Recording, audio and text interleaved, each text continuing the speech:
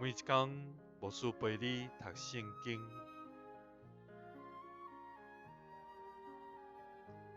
今日是12月13，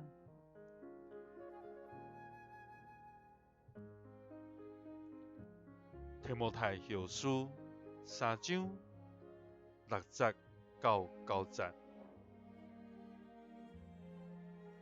因中间有人侵入人的厝，控制医治薄弱的妇女。这妇女受罪恶甲逐款的情欲支配，因不时就在学，较无法度明白真理。亲像早前阿尼甲杨布雷反对摩西，现在这些人嘛安尼反对真理，直到心智败坏，信仰无纯真。不过这些人亲像迄两个人，袂有啥物影响，因为因的愚妄会伫正人的面前暴露。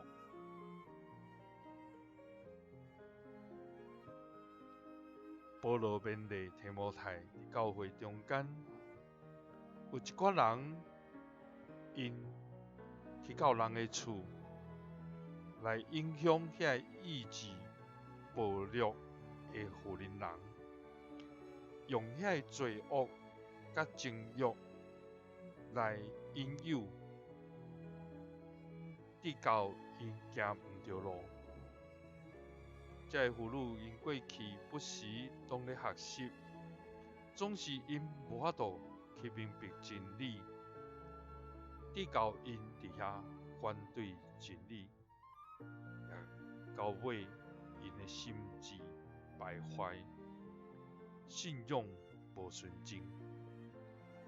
总是保罗讲，不过这些人因要亲像早时反对摩西的人同款，无法度有啥物款的影响，因为因所做是愚妄，到尾正人的面前拢会显露出来。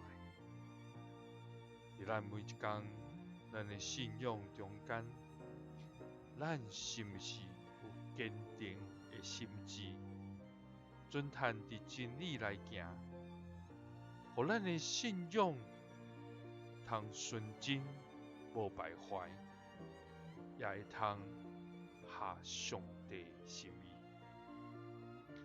愿主帮助咱，互咱伫信心、信仰顶头来坚固徛在。愿主时刻甲你撒个伫地，耶稣听你，赐你平安。